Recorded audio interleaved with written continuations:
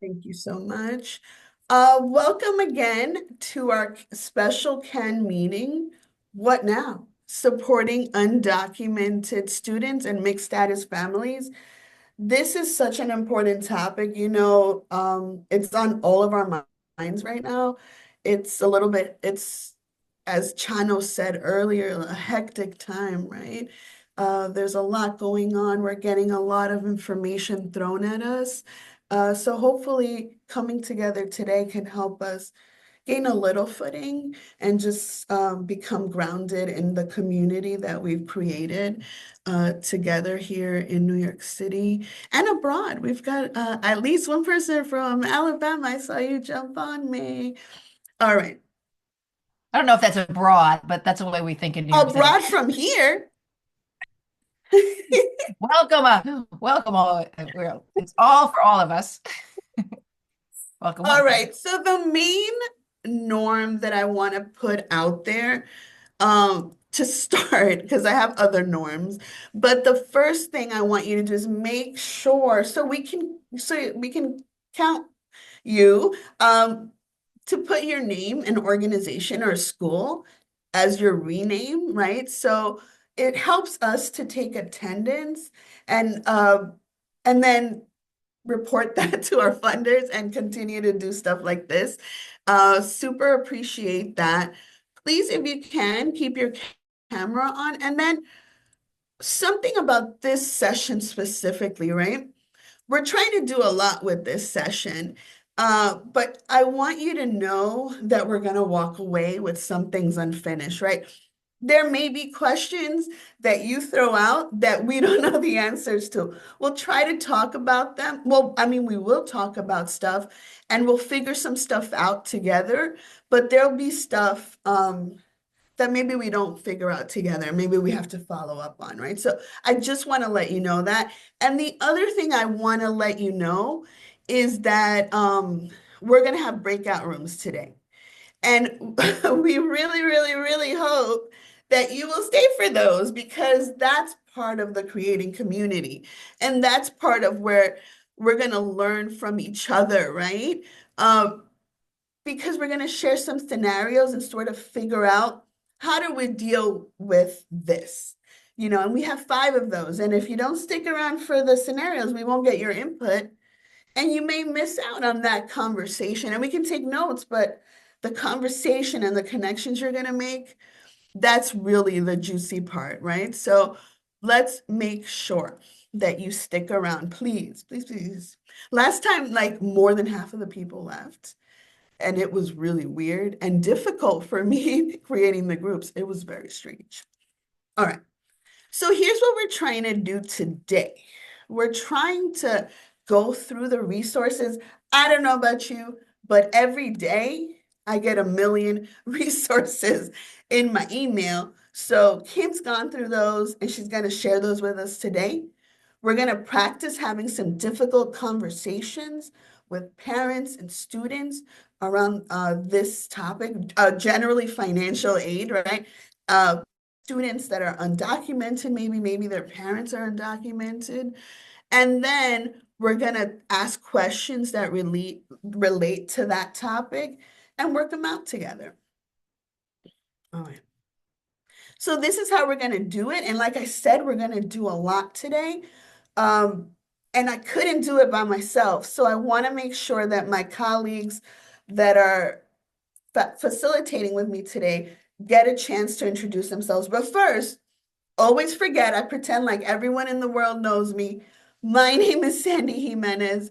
I work at New Visions for Public Schools as the Post-Secondary Pathways Resource Manager, and I host CAN every month and put together a bunch of professional learnings and resources for the counselors in our network at New Visions, but also for other folks to use. Obviously, everything's open source. And I love talking about financial aid so much. And that's how I met Kim. So I'm going to let Kim introduce herself, and then we'll hear from Chano.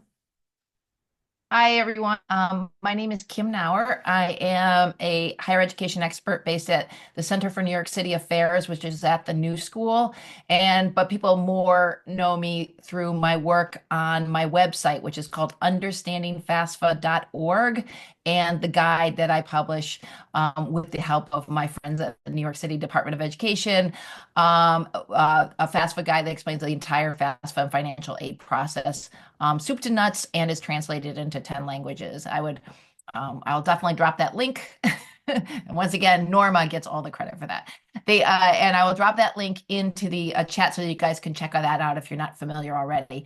My role here today and going forward is to try to provide everybody with as many resources and as much help around assisting students who are in mixed status families or undocumented students, um, both in this session, but then also the work that we do will be reflected on my website so we can all learn from it and share it nationally.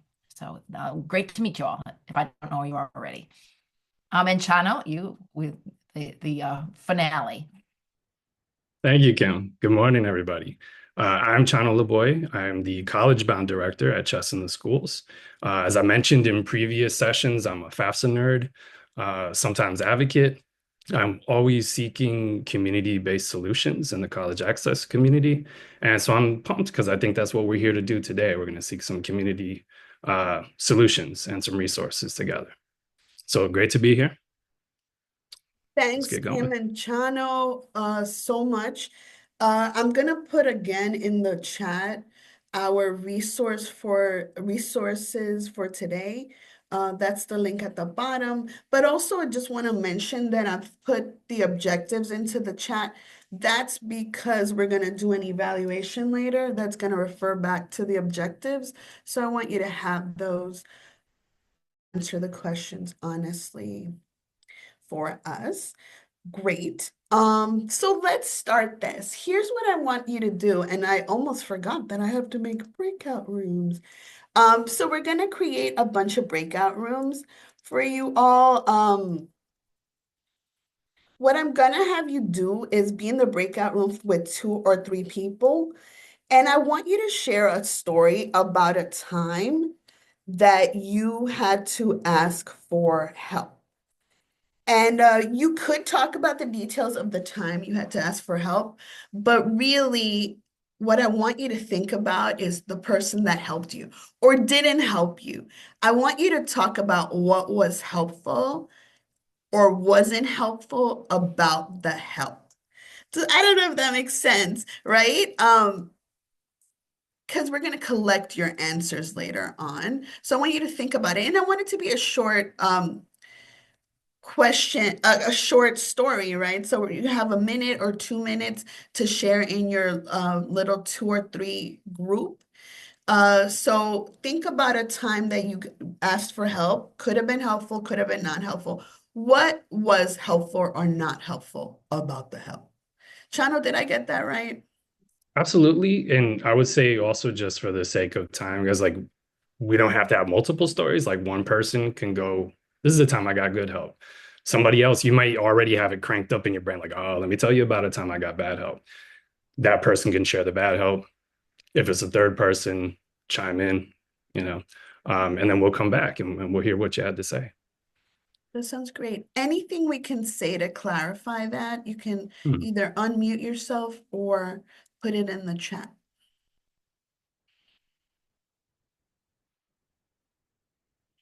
All right. Well, I'm going to go ahead and open the rooms. Hold on. I'm gonna move one person that I see. All right. Okay. Channel. Thanks, Glenda. All right. Welcome back. Thank you so much for going for it. Uh, Here's what I want to do. I want to hear from a few people about what they came up with in their group. What were some of the qualities of the good help that you got? And what were some of the qualities of the bad help you got? And I want you to unmute yourself. So let's actually start with the bad help. Did anybody have bad help they talked about? You can unmute yourself and let me know about your bad help. We also got a hand here. Oh, we have a hand. Hi, hi. My name is Gabriela Diaz, and I'm from the Renaissance Charter School in Jackson Heights, Queens, New York. And one of the negative helps that I've received was during my high school years when I was applying to college. I went to a PWI high school, and so a lot of the times the college and career team did not have like the cultural background or like the cultural knowledge to be able to help me in certain situations.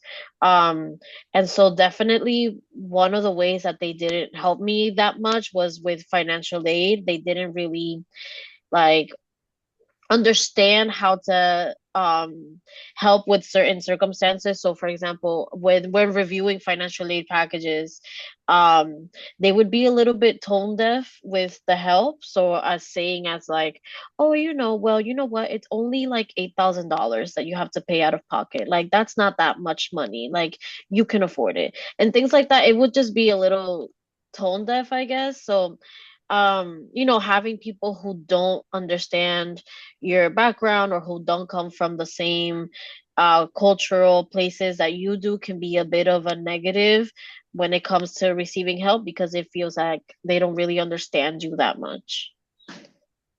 It definitely can. I wonder, do you think that somebody that is not from your same cultural background could be helpful?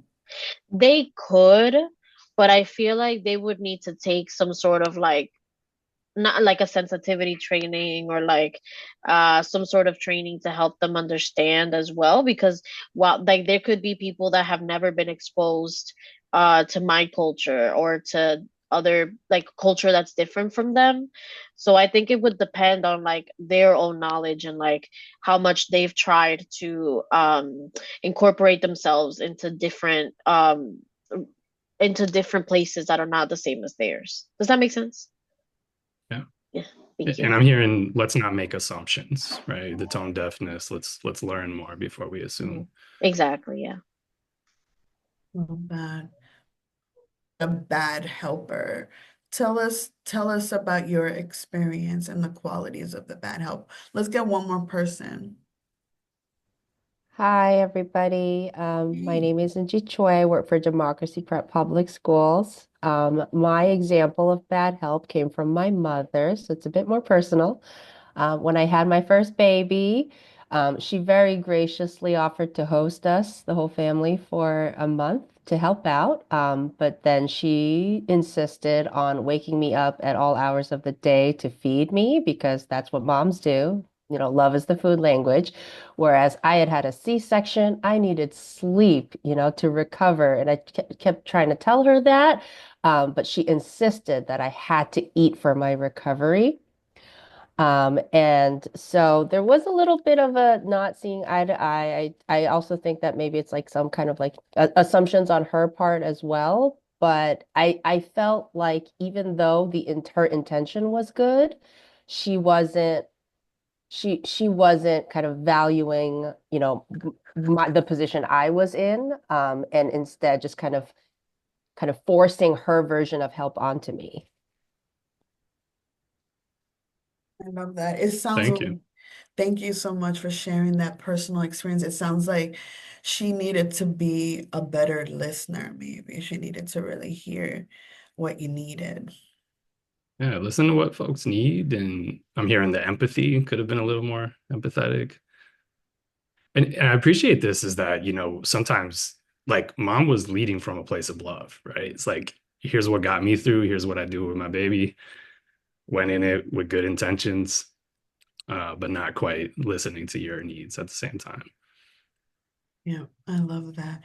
Let's hear about a good help situation. Who can unmute themselves and share one of those?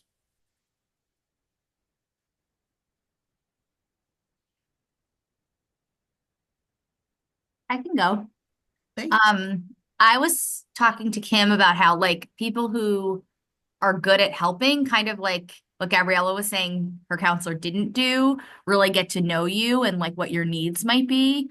So like I was saying, whenever I need help with something at work, like the people who help me, I'm like sort of an external processor. So the people who help me best are like, oh, I know Kara's an external processor, so I know she just needs someone to talk to get like this problem solved. And so I think that's the same way with, kids, where it's like you need to really get to know them in order to help them. If that makes sense. Um, Kim and I also talked about how like a good helper is someone who doesn't necessarily like trust the first solution that comes. I think we ended up talking a lot about FAFSA and like, and I think but we were talking about the people who were most helpful in getting through like the FAFSA situation last year were the ones who really dug deep and were like, okay, I'm not going to trust the first thing. Like, I'm going to go on Reddit. Like, I'm going to find every single solution. So I think also people who, are willing to like really do the work to help you and not trust the first solution, if that makes sense. It does Totally make makes sense. sense. Yeah, it definitely makes sense. And the two things I'm hearing from your stories is that the person uses their relationship with you to help you and can kind of adjust the way that they offer help based on that. I love that. And that totally applies to the work we do. And that's what we're gonna do. We're gonna bring it back. We're gonna bring it back. And then the other part that I heard is just like an informed helper, like somebody that's not just making assumptions about what's going on in a situation. They're going to do research. Maybe they're going to admit they don't know the answer and then come back with an answer. I love that. I have a good one, and it's a shout out to Kim. I called her mildly hysterical last week. I was helping a student with FAFSA. Her parents are undocumented. I'm not going to go into the details, but when I called Kim, I was just confused about like what's the right process and next steps. And she asked a lot of great questions, which I think is really important when you're asking for help, is for the person to understand the details so that they can maybe not answer it for you, but give you suggestions. And that's really what Kim did. She, first of all, I think she definitely calmed me down a bit. And second of all, she was asking questions and suggesting things that this might not be a big problem. Like this, you can probably call the colleges and get around this. You can do this, this, and this. And I think the takeaway here is asking important questions, listening, and that not just trying to say you have to do this, but making suggestions on what might be possible or what might work. Thanks, I Amy. love it. And Miss, what is your name again? Oh, I'm sorry. I'm Amy Kirschenbaum. Nice to see Good you. to see you, Amy.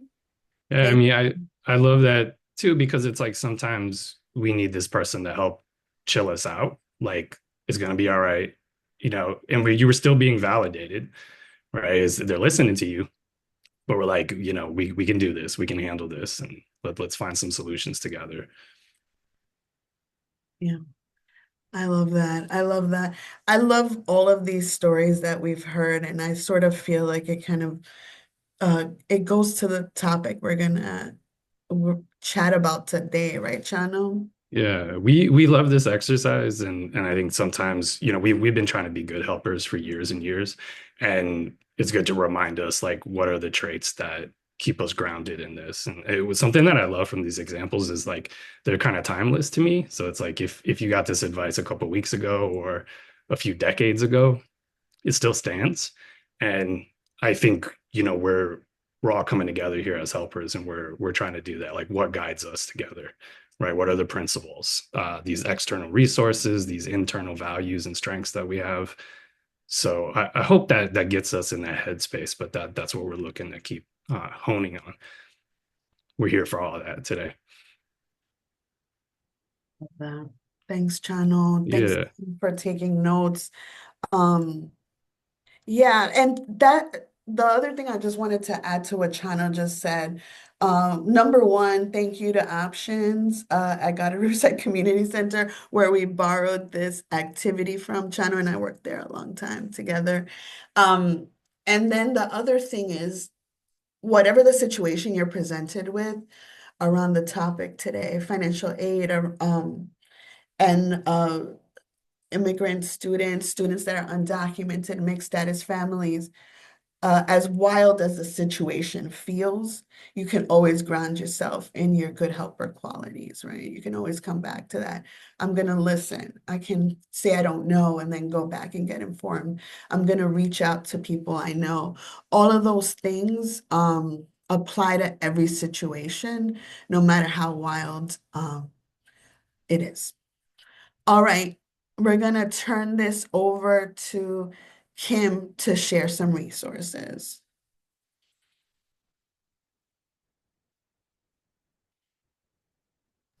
I'm muted. I first also I just wanted to say thank you, Amy. Thank you, Kara, for like it's like there's no end of how much fun it is to be part of this world and to be able to like peel through a somewhat complicated question and figure out what the best answer is. And then one thing that I also bring to it behind the scenes, which is super helpful, is understanding what financial aid officers are looking at. And so one other thing with about getting help is that whole picture, that if you can find people that really can see the big picture and that behind the scenes intel, that's super helpful. And I really think that college staff in our world are a great group to try to stay connected to.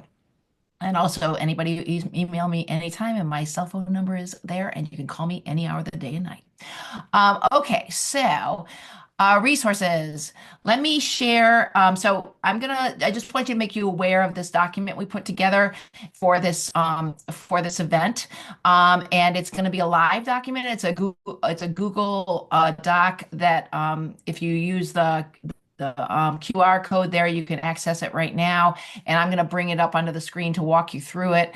But we just to give you the big picture on this, we wanted to sort of accomplish a number of things with this resource doc. We are offering resources just for the act of counseling mixed status families and undocumented students about FAFSA and financial aid. So there's a bunch of links and resources really about that, just that thought, right?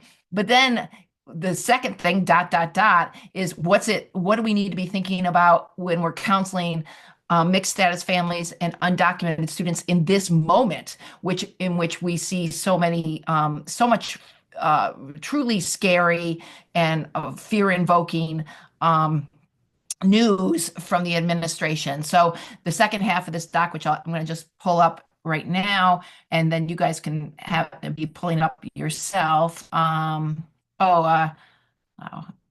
wait. Let me just see if I can pull it up here. Actually, that's weird.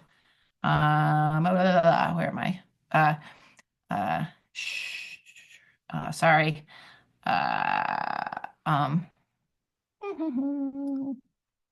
Here we go. Let me just see if this works. Okay. Okay, so that was my little thing. Here we go. Here we go. Here we go. Here's my event resources. Now, can you guys see this or no? Okay, it looks good. Okay. Zoom once again changed the software, so you have no idea what's going on. Okay, so this is if you guys, I'm hoping everybody's already pulled this all up, and you can always, as many of you I'm sure you're aware, anytime you want, this is a view only document, but anytime you want to make a copy of your own, you simply go over here and make a copy, and then you'll have it for your own Google Docs, and you can share and use it as you see needed. So real quick, what I'm walking you through, just so you can see what you're looking at. The first thing I did was I pulled together a lot of my favorite resources for that I'm finding for communicating and assisting and counseling mixed status families, which, as we all know, is a student who is a citizen, but one or both parents may be undocumented, and this can be challenging with the old FAFSA and with the current FAFSA, that it's just important to know how to do this and what all the tricks are, for if you're counseling mixed status families and getting them through the FAFSA. So a couple of things. This real quick. This slide deck is really nice about like just how you talk to and carefully talk to mixed status families to make sure that you're communicating the right high points and making everybody feel comfortable. Um, and then here, HESC, I can't say enough good about HESC. What you should, all of us should certainly be doing if you're not doing already, is get onto their email, and get all their resources all the time. And they send a monthly email about all kinds of things that they're offering. So they have a very nice page that just offers some broad overview of how they're trying to help mixed status families here in New York State. And then they also urge you to sign up for notifications. So once again, anything, because the governor is working on some new stuff for the mixed status families, you're going to want to know this stuff as soon as it happens. Sign up for HESC emails and sign up for their notifications. This next page is one of my very favorites out there. You Aspire has a fantastic set of pages of all kinds of financial aid resources, and You Aspire is one of the great financial aid assistance organizations out there in America. And one thing that I particularly love is their FSAID page, which does a very clear explanation of what parents need to do to get mixed status parents to get the FSAID, which remains a real pain point for a lot of parents. So they do a nice job of explaining that. I have a little explainer on my own website, but theirs is better. There you go. And then my website, my understandingfasfa.org, the guide is helpful because we just do stuff really tight and quick and easy, and we have a good FSAID page, but it's also in 10 languages, which will really help with communicating with your parents. And the last thing is Norma put together one of her famous Norma boxes, where taking on a question that we get constantly, which this idea of when you're working with your parent, FSAID creation, which number do I use? Which number do I use? Do I use my social security number? Or if I don't have one, what's work authorization, no social security. So this will help you. We get this question constantly. With the undocumented, we'll get into this deeper and later in this conversation. HESC's Dream Act, I'm sure many of you are already aware of this. Their Dream Act page is a doorway to everything that the state offers. So it's not just about TAP, it's everything. It's Excelsior, it's all of the professional loan degree programs and all that kind of stuff. So it should be your first stop if you're working with a first generation or with an undocumented student, because HESC is has a lot of resources for undocumented students. And then we are also huge fans of CUNY's undocumented immigrant student programs, and they have a wonderful page and a lot of FAQs that you want to be aware of. And then you'll see here, these are all just really nice websites. Some of them done by the students themselves. This link tree is a student-led site. I like my own. I'm going to plug my own grants and scholarships and strategies page on understandingfasfa.org. They're all there, and I try to keep it updated. And some of these other sheets are great.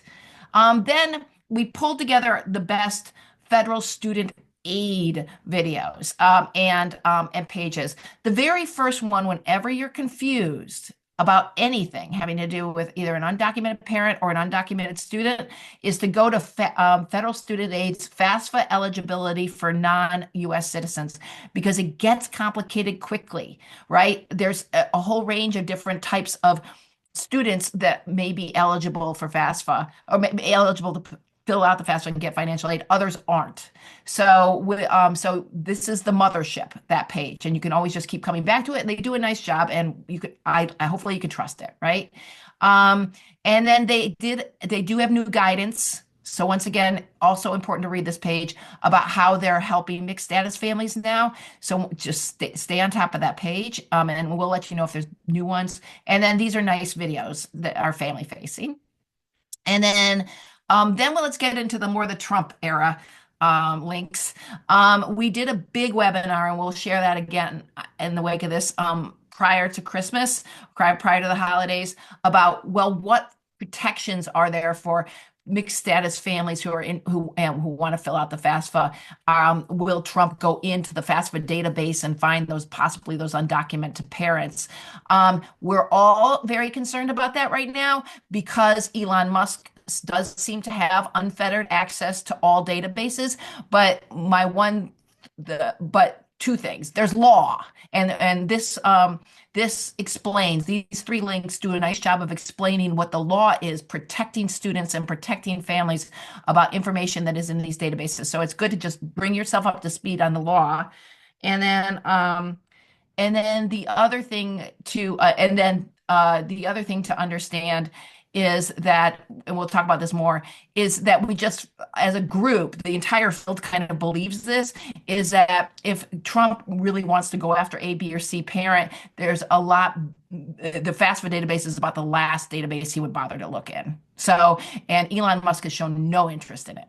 So just that little tiny thing, but I would recommend really understanding privacy concerns just because we don't want the kids to give up their money unnecessarily if there really isn't that risk. So that's just something, just really educate yourself on that. We don't want to be, it's a fearful time if you're, but if there's reasons not to fear, you want to know about that too. And then the last thing is a really nice wrap up of our favorite resources having to do with all the stuff that's going on with immigration enforcement here in New York City and nationally. Where the mayor's office has done a fantastic job with translated documents that are useful to families and can be your first stop. New York State has declared its guidance on all of this. That's available to you. There's a number of sites that just have lots of resources and they keep them updated. This one's the protocols for the Department of Education should ICE arrive. This one's protocols for the nonprofit sector should ICE arrive. And this is a lovely book. Deportation Defense Manual that's done by Make the Road New York. It's all about what you need to know, but then let's organize and let's work together to defeat this. It has a fabulous vibe to it. If you need red cards, they're here. And then here's some interesting stuff just about like some more information kind of thing, all useful. You can take a look. And then my three websites that I'm recommending today. The Immigration Hub just went up like a month or two or three ago. It's every major immigration group in America is participating in this thing, and then they're making sure there is somebody who's curating it and putting like really helpful news on the Immigration Hub. So you sign for the email notifications, follow them. Higher Education Immigration Portal, which is run by one of my very favorite groups in America, the President's Alliance for Higher Education, which is presidents of colleges, not our president. And they have a terrific portal. Visit that today. It also just shows you all kinds of resources that you may be useful to you both locally and nationally. And once again, sign up for their emails. And then I'm liking a lot the American Immigration Council's Immigration Impact stories. They're really like they're on top of it. And so that once you're following those three, then you're going to get turned on to other publications or websites that you might want to subscribe to as well. But that'll get you started. So that's this, and so please do download, share, and there you go. Did I do justice to that, guys? So. And the last thing I wanted to say is if you have stuff that resources, websites, other things that you would recommend we add to that list, please email those to me or Sandy, or you can pop them into the chat right now. We know that we couldn't have done. We know there's probably other great stuff out there that we did not include. Oh, and Sandy, you're on mute. I know. Thank you so much for creating that. That is epic. Really appreciate it. Let me get back to my screen share. I'm on the wrong slide. No worries. So many goodies in there in the resources. Yeah. Thank you so much.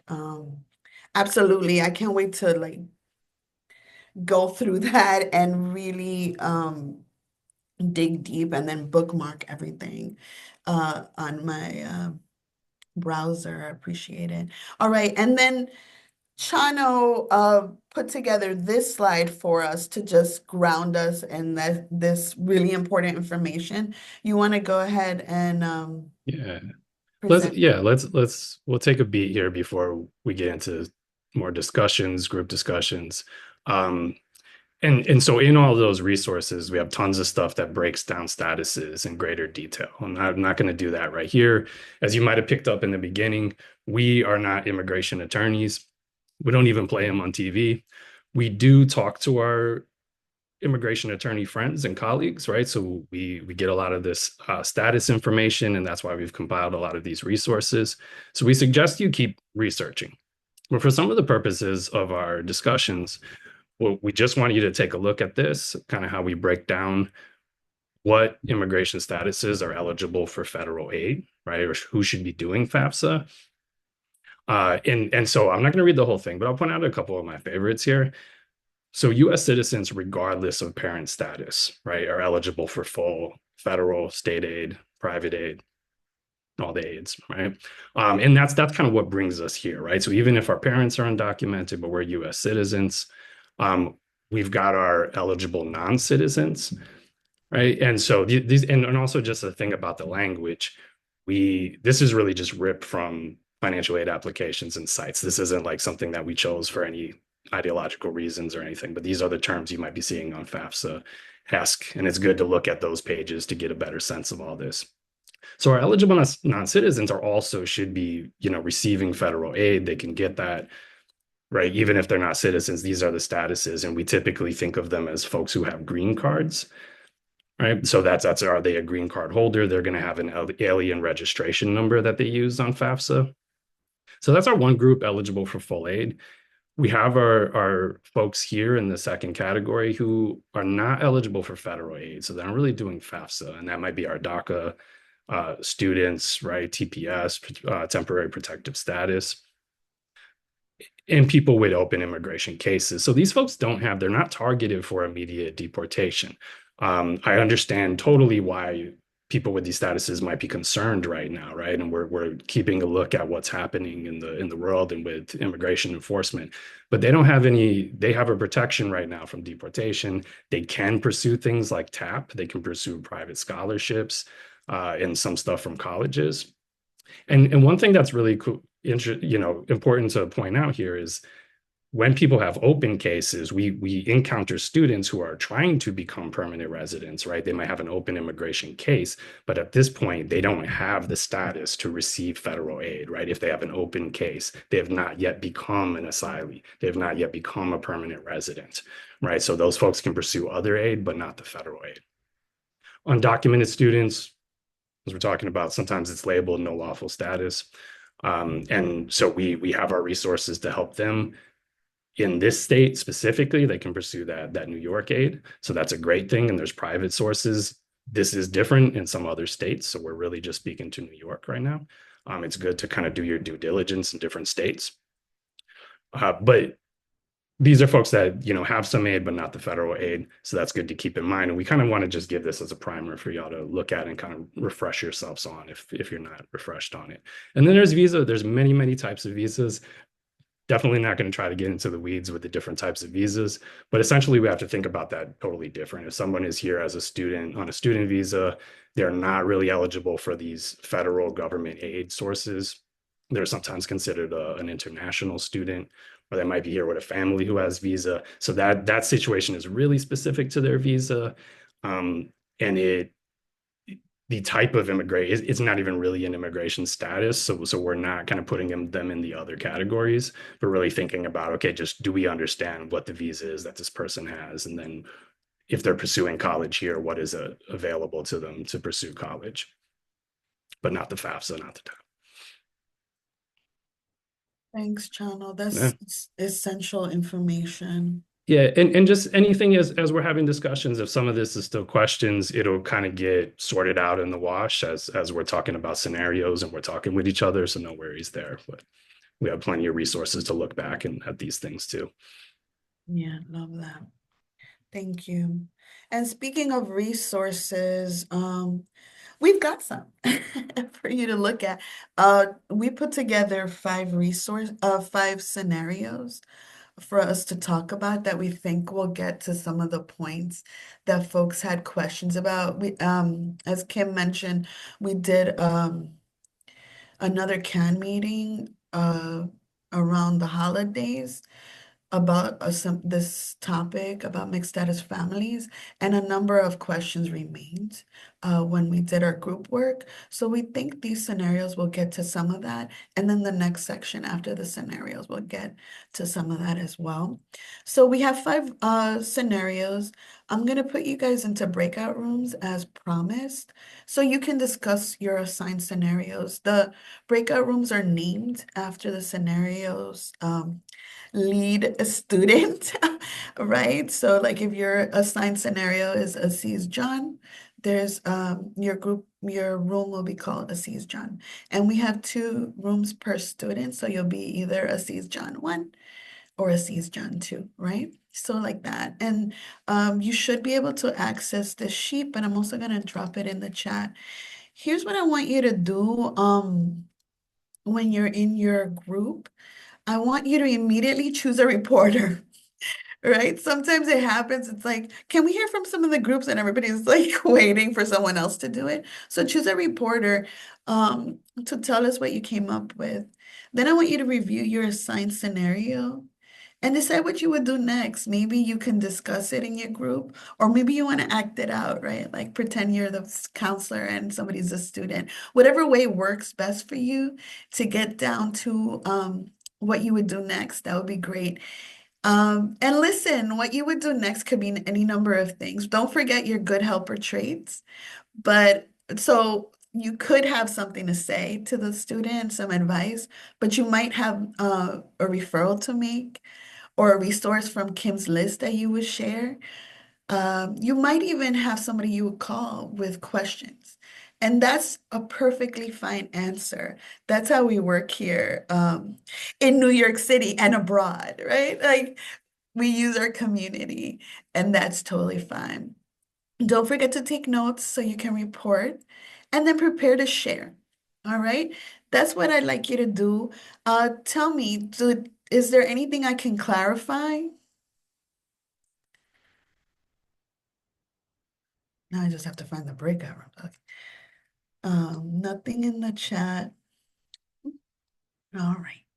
So I'm gonna go ahead and open the rooms. There should be about 3 or 4 people in each group. I see one with 2. We'll make it work, right? Here's the deal. I'm gonna give you guys 10 minutes to do this work together. Good? All right, I'm gonna open the rooms.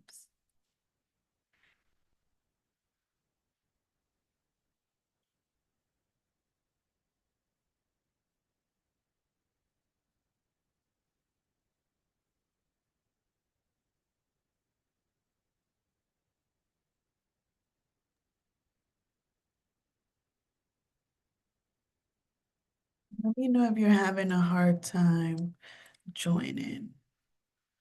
I think we Like lost. pop up automatically. So like, do we just Welcome back, everybody. Thank you so much, Glenda. Welcome back, everybody. Thank you so much for going for it with these scenarios. Here's what I want to do.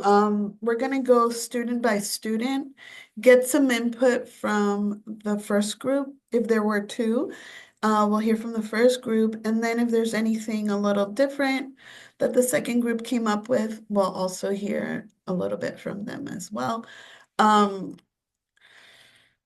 Okay, and then I forget, Kim, if you're gonna be taking notes for us in the facilitator. Yep, I can take notes as we go, and I'll let me get into the. Is there like a little note sheet on the slides or Yep, right underneath in the facilitator notes space, if the you can. facilitator notes space? And other folks, if you were not in the Aziz John group and you're just like dying to jump into this, we'll keep it Of course. moving, but use the chat. We're going to be holding ideas and saving them so we can continue to do stuff with that.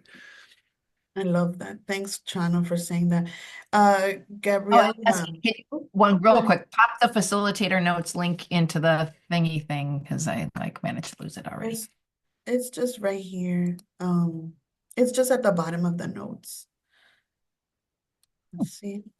At the bottom of the slide is what I'm showing on the screen. Gabriella, did you have a question? I wanted to share for SS John because this was my group. Thank you so much, Gabriella. Go on now, girl. Tell us about what you guys came up with as like what you would do with Assis John. Sure. So well, my group and I, first of all, we said that we would do like a meeting with the parent, give them some of the resources that we were giving today, and also talk to them about like the certain laws that are in place within the federal government that prohibits like private personal data from being shared outside of the education department. I think, excuse me, one of the members of the group shared that it was FERPA. I think that's the law or the um what it's called where you can't share personal information.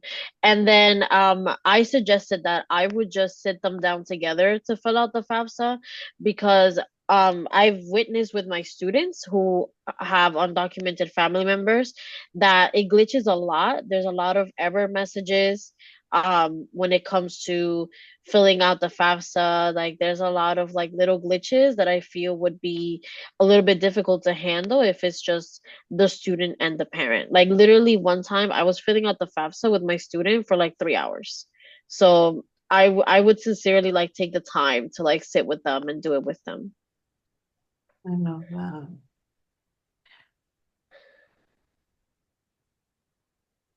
I love that. Thank you. Yeah, I love also just I want to be there to help with some of the glitches because even just the glitches on the application can discourage this family even further. And it's like, how can we be there to support whatever step we're able to support in? Mhm. Thank you so much for sharing your notes. I think this is all right on. The Assis John 2. Yeah, they Do had some you stuff. do you want to add anything? The other Assis John group? Yeah, I think this was Unji, Amy. I hope I Yeah. pronounced it right.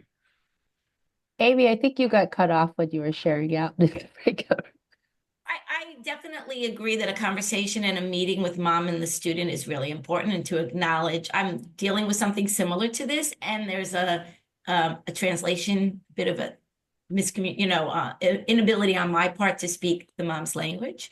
Um, so really being open and supportive and hearing her and hearing the son too, I think is really what's most important here. As far as advising, I do think that at that CACNY meeting that we went to a while ago, where somebody brought up, I can't remember exactly who, um, also the conversation about risk versus reward, that it, maybe one of the reasons you came to United States was to give your child a better education and a better life for you. And there is a risk involved, but right now we don't have a definitive idea of what that risk is. And sometimes you have to weigh it. The opportunity to go to college and have it and be able to afford it is something that you might have always dreamed of for your child. And so talking about that, and Eugenie, you brought up a great point about a second choice school. So you should talk about that. Yeah, and if it could definitely would involve both mom and Aziz John in the conversation together and have it be a multi-way conversation as well. Um, just to try to find out if he's just entirely married to his top choice school or if there are some second choice or third choice options that might like kind of preclude the need to do a FAFSA. I personally might also ask it, first, like it doesn't say, is there a dad that we could use as the contributor for FAFSA? So I would kind of work through the parameters of FAFSA first as much as possible, then see if he might have some like options where just tap could provide enough funding for him. And I think it's a conversation.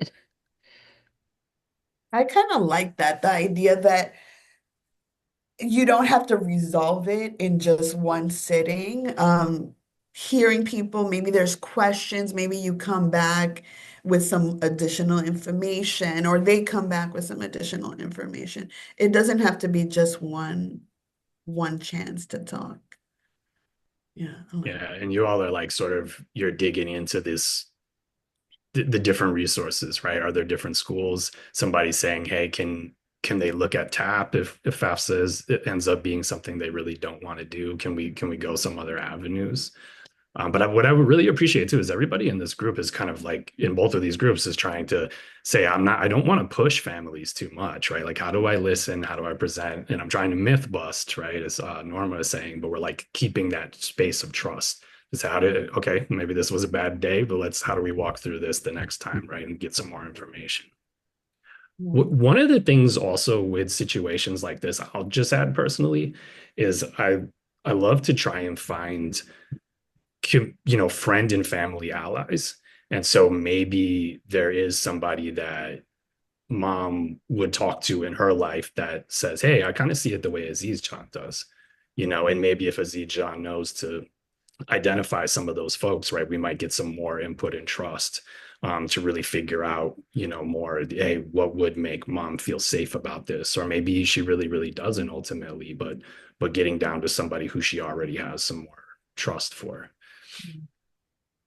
Thanks, Thank you for saying that, China. I just want to add one more thing, which is all the schools that we're working with, because hi everyone, Norma, Office of Student Pathways. We work with a lot of schools, and there's an ongoing conversation about supporting families early on with financial literacy and really helping, if you're helping your student who's in ninth grade get working papers and apply for SYEP, and you learn early on about the status, there's an opportunity there to start supporting that family and start building that trust early on. And that's an opportunity, right? That's an opportunity to start applying for more scholarships, being aware of all those pieces, but also, like Chano said, building that trust of I'm here for you and I'm here to help you throughout.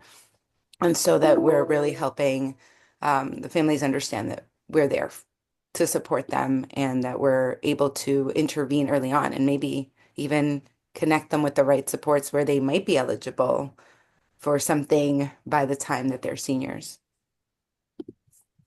Thanks, Norma. All right, let's go to Franklin. Can we hear from one of Franklin's groups to start? I can share out. Uh, I think we had a similar strategy to Aziz John, where, meeting with the family, and then asking a lot of different questions to start. So like it would be very different, for example, if the parents are unmarried, or separated. Like, are the parents together? Because if the parents are not together, it's less of an issue because we have mom's information. Uh, and but if they are together, we would need to connect them to resources that maybe are on the sheet that we just shared, like resources on maybe, if dad needs to get an ITIN, all of that. I think, yeah, and also trying to connect dad to resources on like legal help.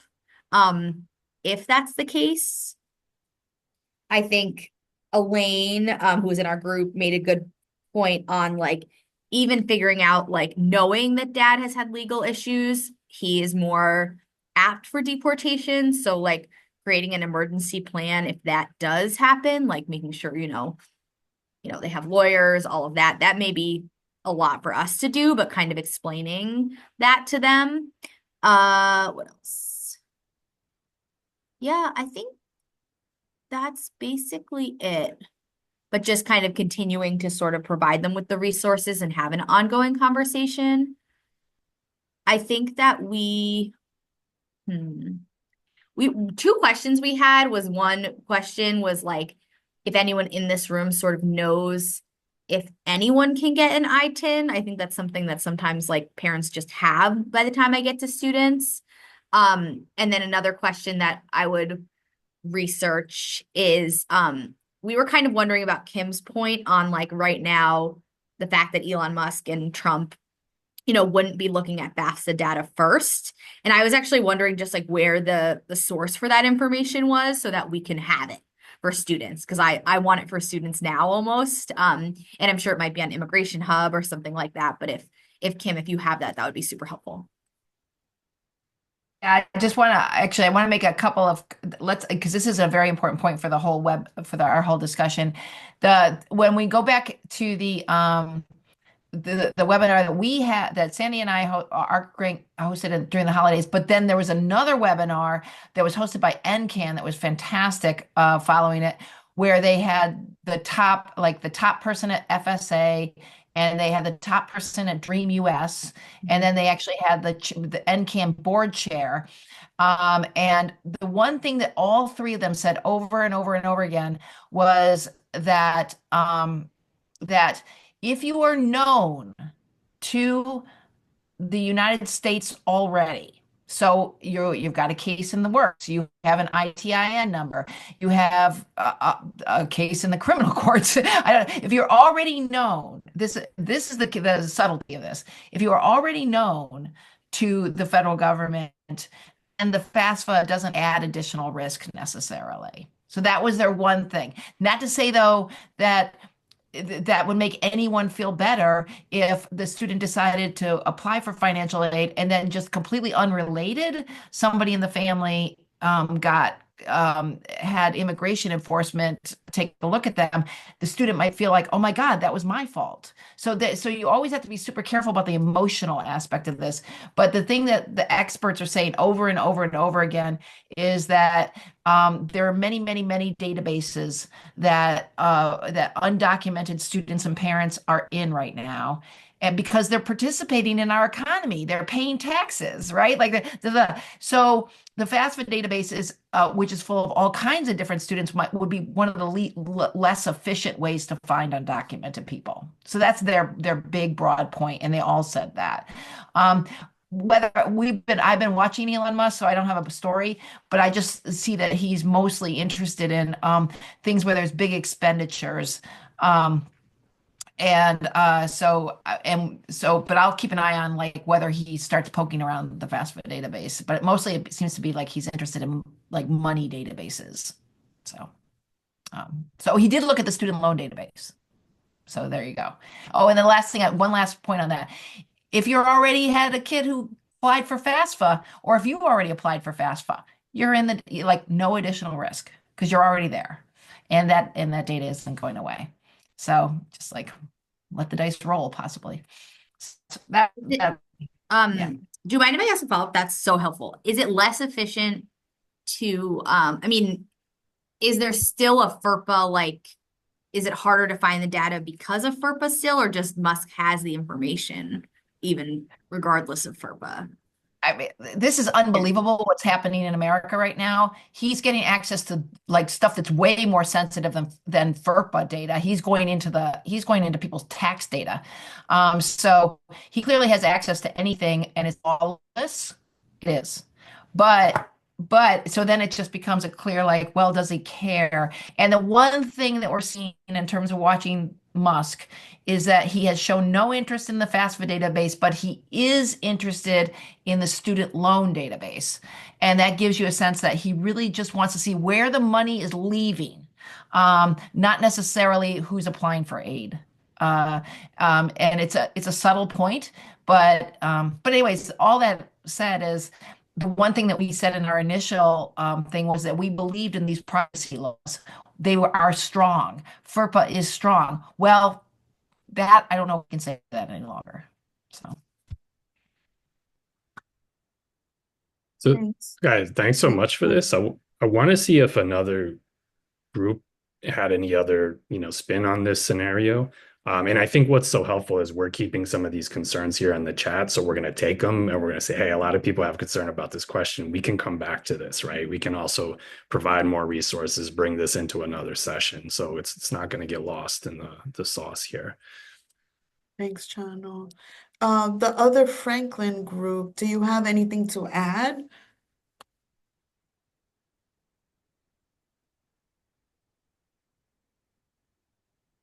Okay, That's all cool. right. That sounds good to me. Let's go with Sabine. Let's hear from at least one of the groups with Sabine. You could unmute yourself. Sure, we're happy to start. I was in the group with Sari. We talked a little bit about helping Sabine in a couple ways. The first would be if we have any opportunities to connect her to legal resources.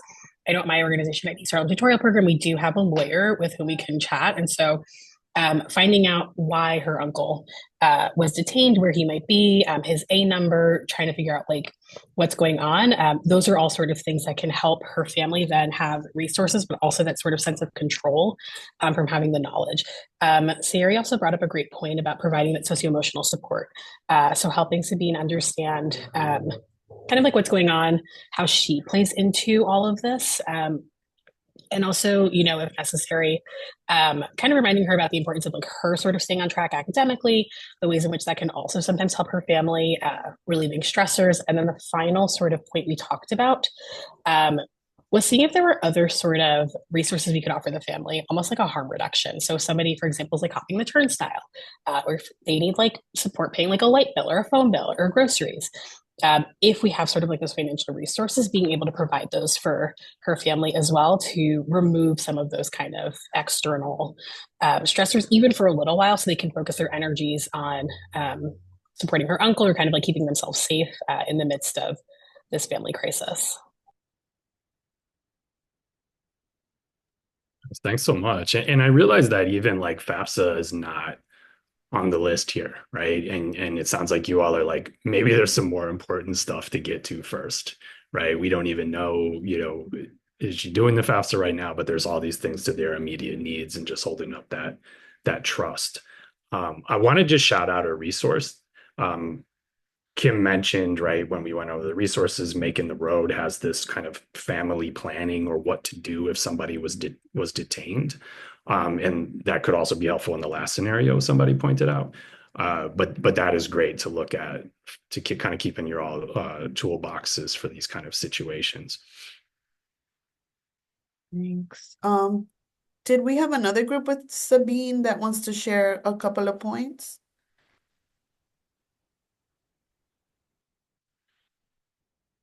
Okay. And I We think, I go was in that room. go I'll just ahead. do a couple of quick points because and so it was we had a high school, and I'm sure they'll chime in that we had a high school counselor and then um so Natasha was a high school counselor, and then Alicia, who runs the EOP program over in Farmingdale, so like a sort of a bit of a 1-2 punch. The big thing that we were talking about is there still is a lot of help available through EOP, like through other, like let's start looking at like all kinds of other kinds of sources that may be available for students who are undocumented, and just sort of do please all try to stay focused on first helping Sabine get through this, but then also all right, just sort of bit of keeping the eyes on the prize in terms of all right, like, is there places that we can seek money for you that you would feel safe? That also would be amazing for you to be connected to anyway. So that was a little part of what came up. Thanks, Kim. All right, the next two groups, students only had one group, so we'll hear from that group for Peterson.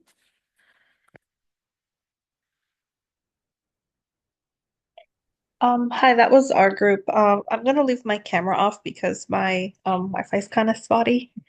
Um, so we were talking about how if the student doesn't have the the green card yet, we were wondering if the student did have like a social security number or actually had like the green card number, because I know when you're in a case like this, if you're approved but you don't have the physical card yet, you have the actual number that you could use. So asking a lot of questions about that. And if they don't, if they have a timeline that they can access to kind of know when they're going to get it or how long that process is going to take. Um, Also talking to the colleges directly and learning what their processes are, um, and what they would need from the student in the meantime. I think one of my group members shared that they had a similar case, and that's basically what they did. And so some colleges told them to wait, and some colleges had like another process for students applying who didn't have a green card yet.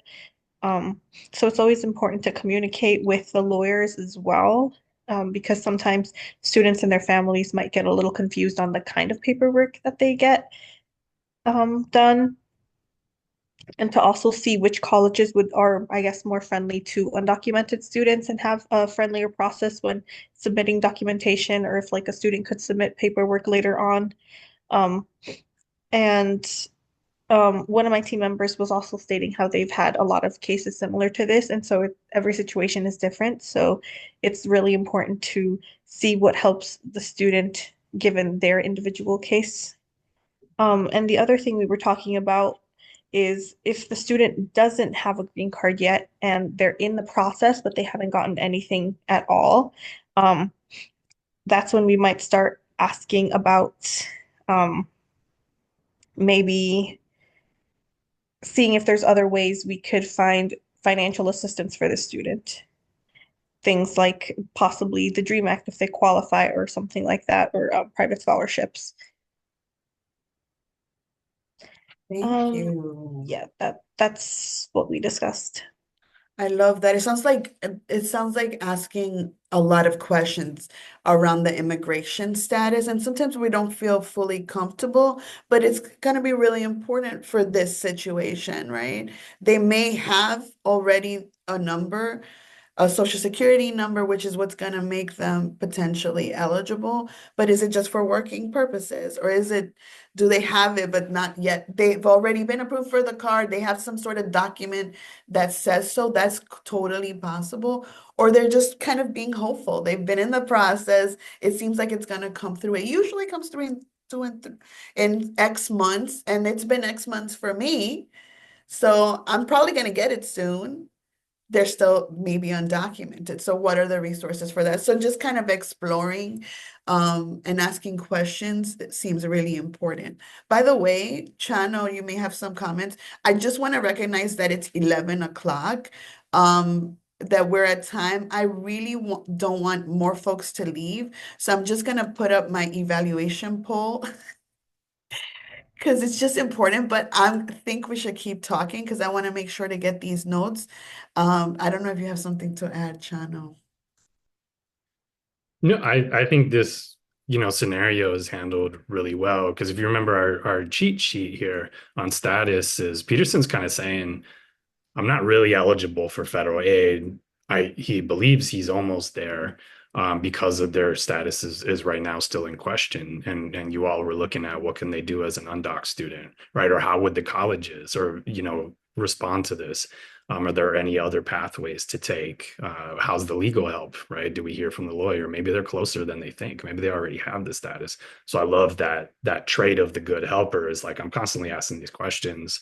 I'm building up rapport to see what we can do and wherever this goes with Peterson. Yeah, I love that. All right. And then our final scenario, Edelmira. Can you give us a few notes from your conversation?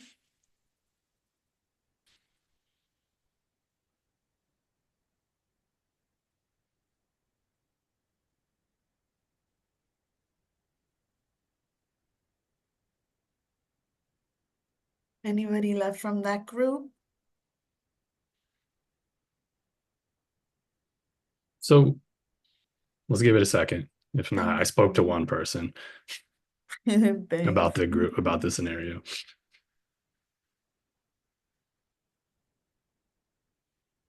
Hi, that would be me, Jennifer. Thanks so much, Jennifer. So when I was talking to Chano, we were talking about, addressing the student, giving them some time to compose themselves since they were crying, asking what their specific worries and concerns were. And then I suggested viewing the FSA website, specifically the eligibility page where it talks about the students' different statuses. I guess it could be kind of, misinterpreted of what her status is, but she can see, in writing on the website of who is eligible for federal student aid and ask her, does she see her status listed there? And then kind of go from there and explaining to her that yes, there's a lot of talk about changes to birthright citizenship in the media, but legally nothing has been changed. If she is a citizen, that is her legal status. And then, kind of exploring her concerns further, if there's any other questions or other things that she's unsure about.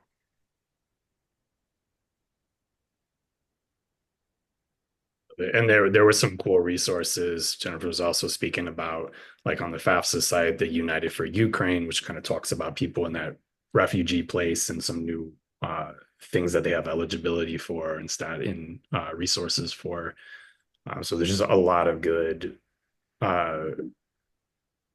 tools that we want to have in the toolbox, right? When we run into these kind of scenarios, and how do we counter some misinformation in a way that is not judgmental, but working along with the student to show what we know and, and describe those potential risks and non-risk.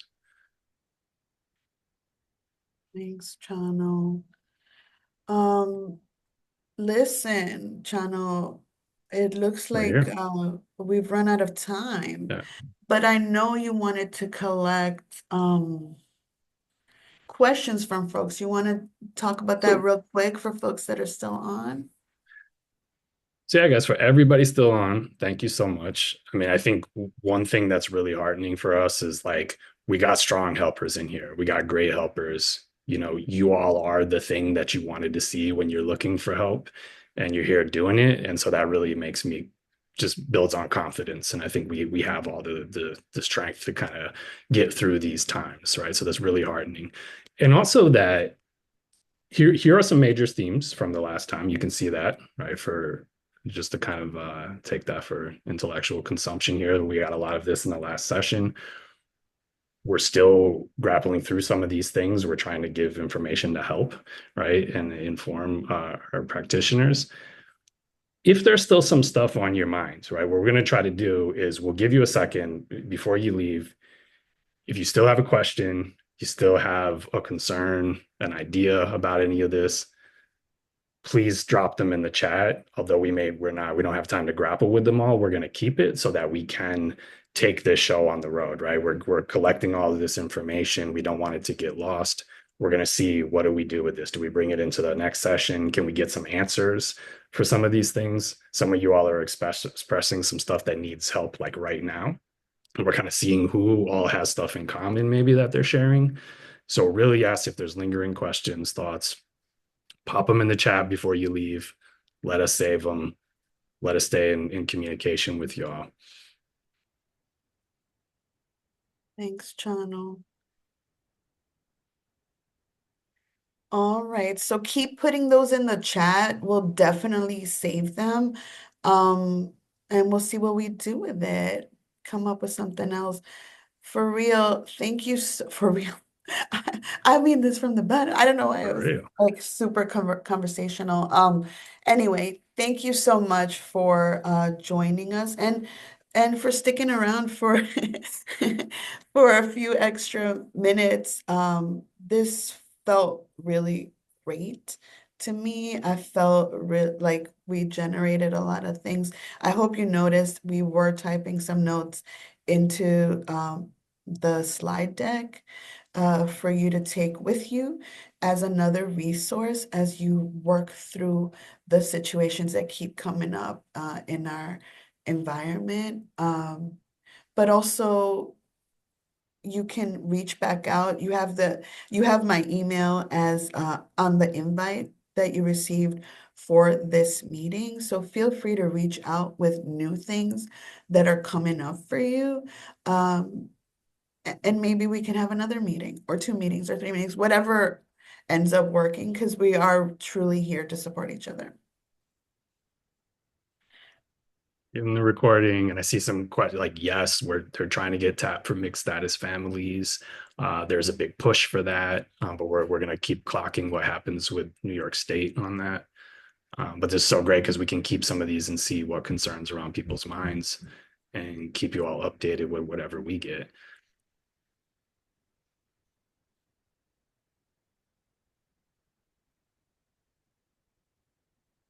Right. Well, thank you so much. Thank you for sticking with us.